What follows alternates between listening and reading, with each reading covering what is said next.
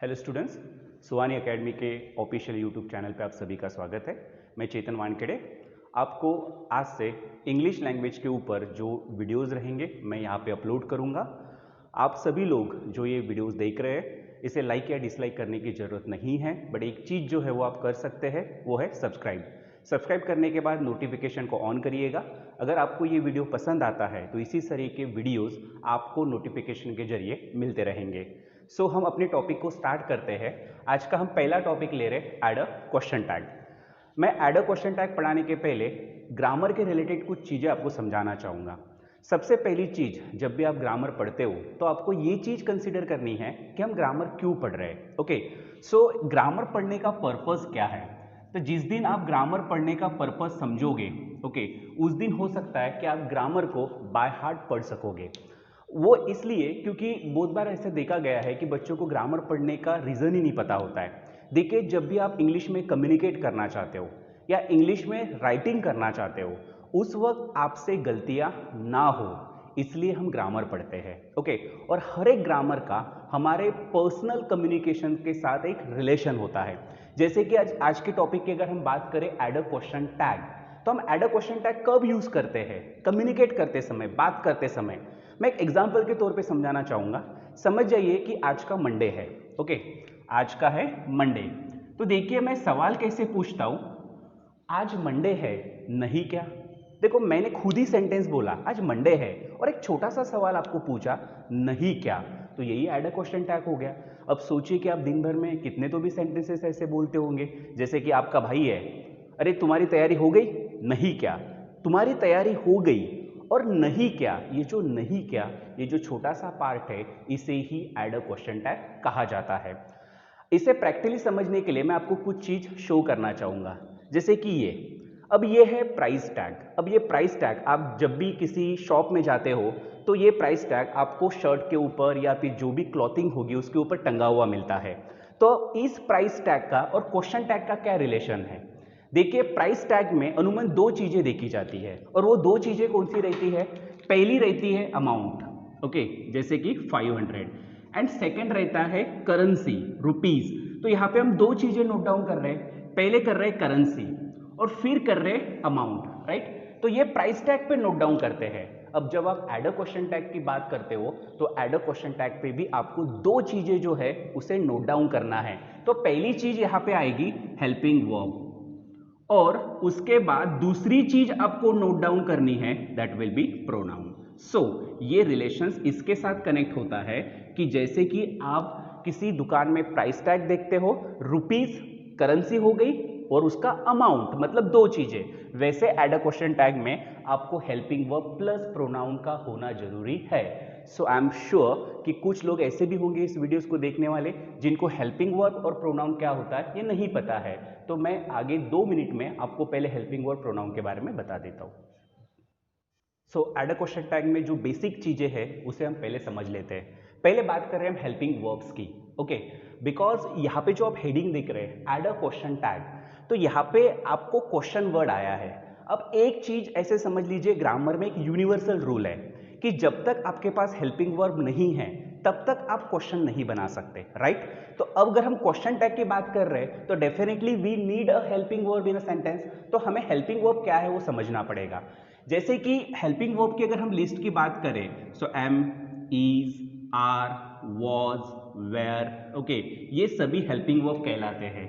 इसके अलावा do, does, deed, ये भी हेल्पिंग वर्ब कहलाते हैं। देन उसके अलावा हैव, हैज एंड हैड, ये भी हेल्पिंग वर्ब कहलाते हैं। इसके अलावा सो कैन से लेकर can, could, shall, should, will, would, may, might, must, used to ought to, need and dare, इतने हेल्पिंग वर्ब्स होते हैं।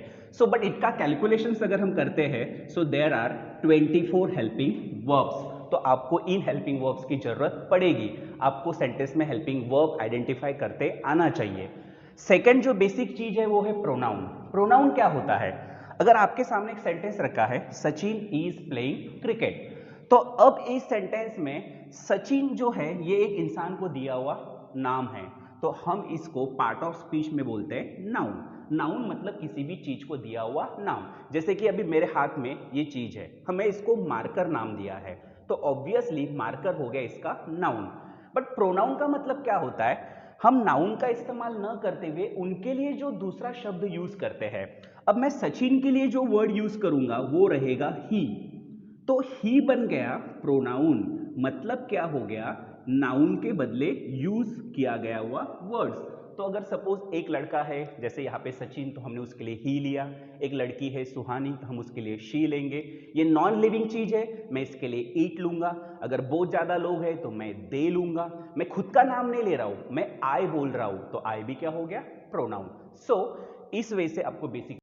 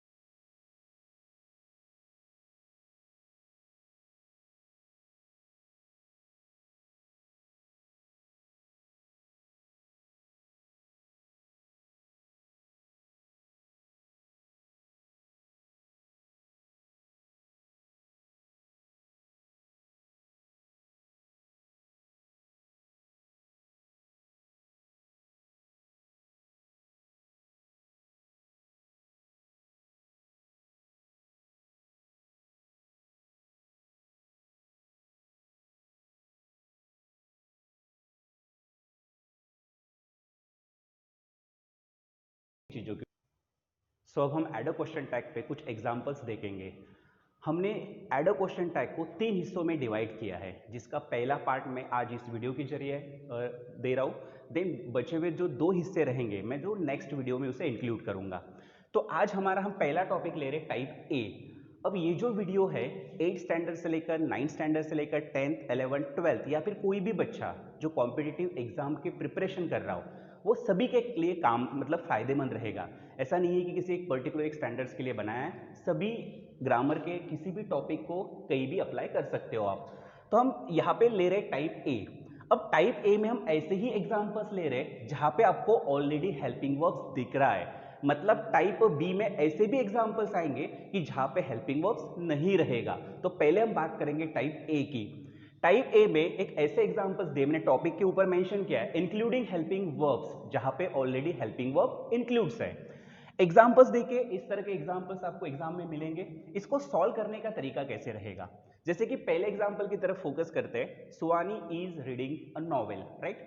अब इस एग्जांपल को मुझे मतलब इसका एड अ क्वेश्चन टैग बनाना है, तो रूल्स क्या है?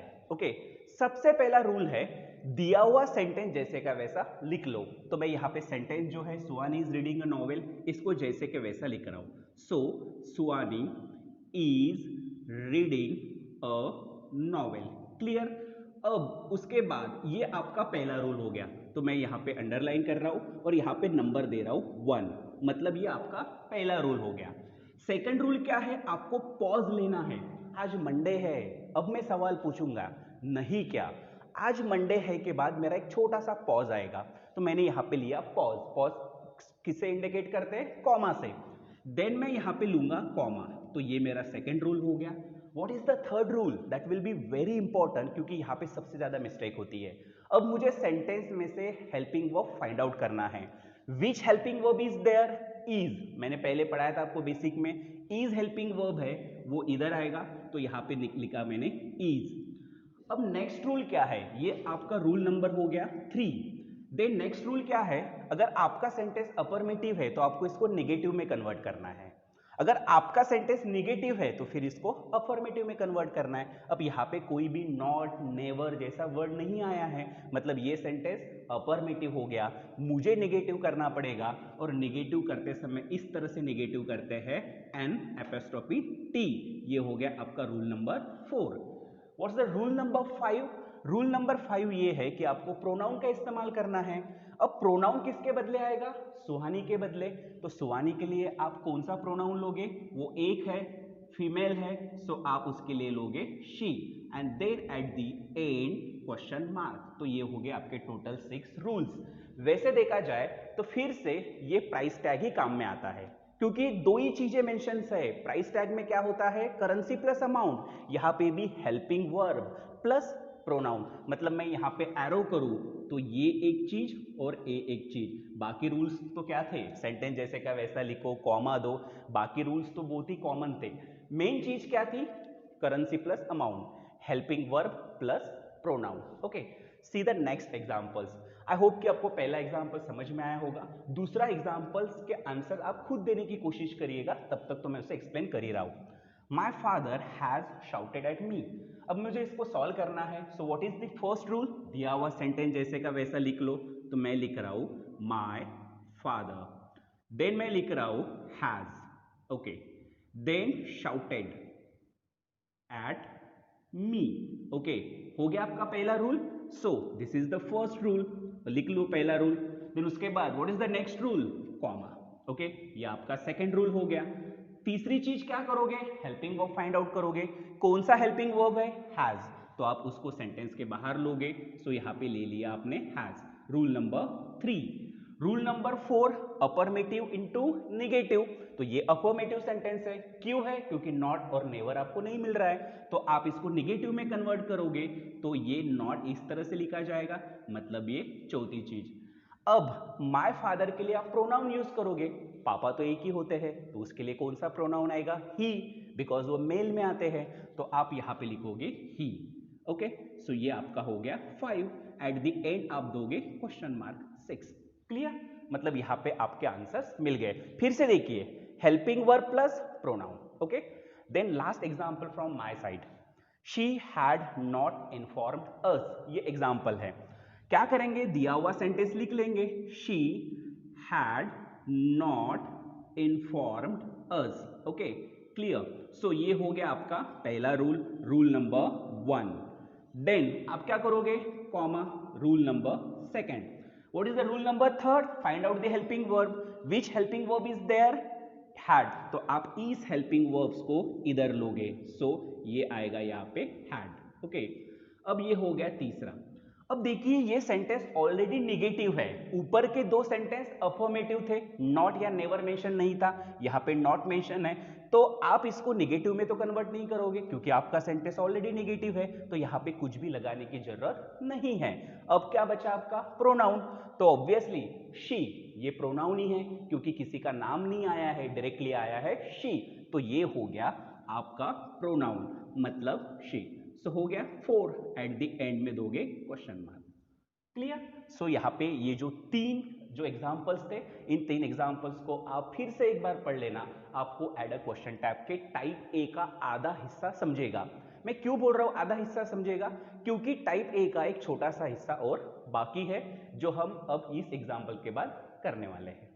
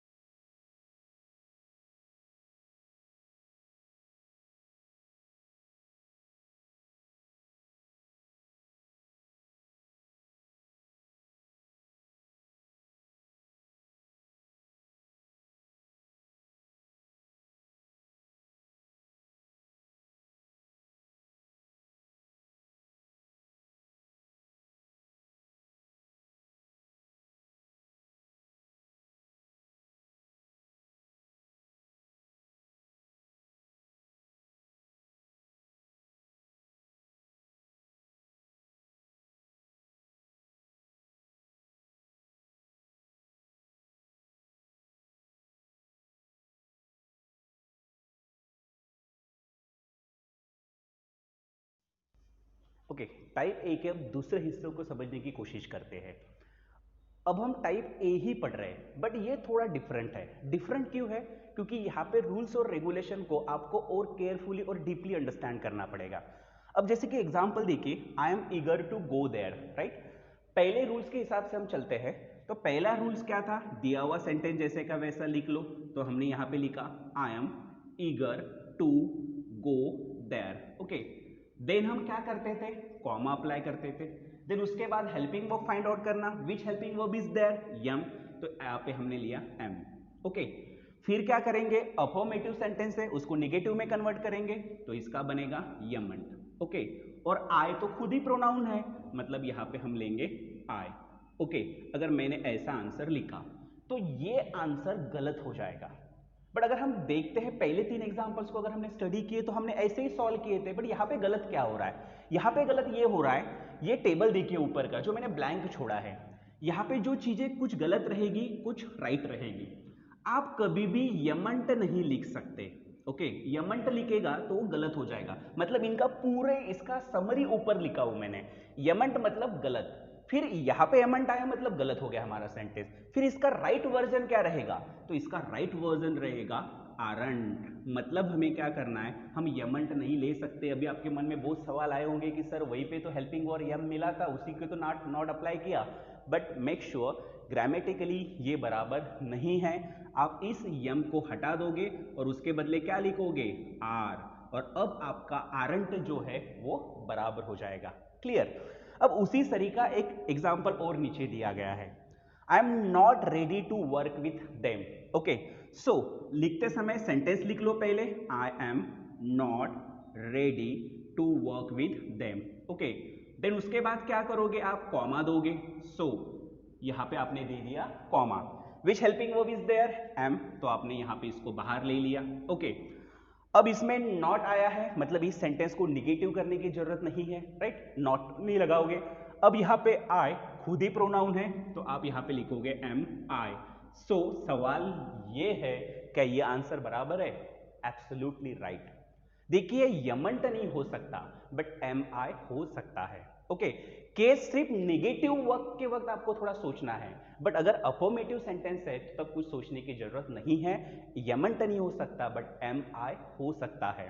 Third and last example from type A, Suhani will insist us. अब मुझे इसको सॉल्व करना है। सो सॉल्व करते समय सुहानी विल इंसिस्ट अस, ओके।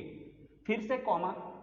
अब यहां पे हम नेक्स्ट क्या करते हैं? Helping verb. अब हेल्पिंग वर्ब कौन सा मिला है हमें? विल, तो हम उसको यहां पे लेके जाएंगे विल, ओके।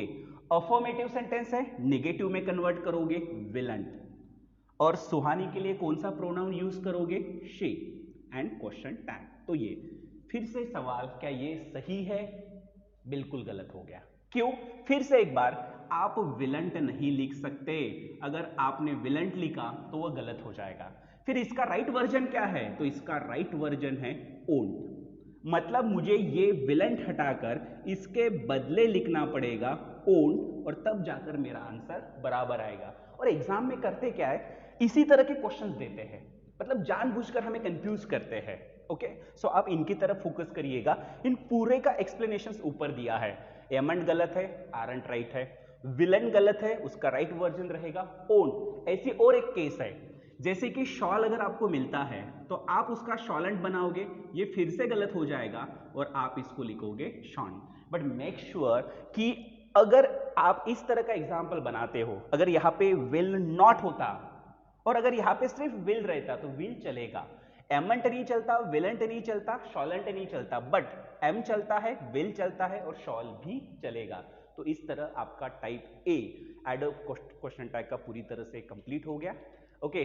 अगर आपको इसका टाइप बी पढ़ना है तो आप जो आपका जो हमारा चैनल है सुहानी एकेडमी, उसे आप सब्सक्राइब करिएगा, तो आपको टाइप बी के भी वीडियो जो इसके ऊपर बनाया जाएगा वो आपको मिल जाएगा। Thanks for watching this video.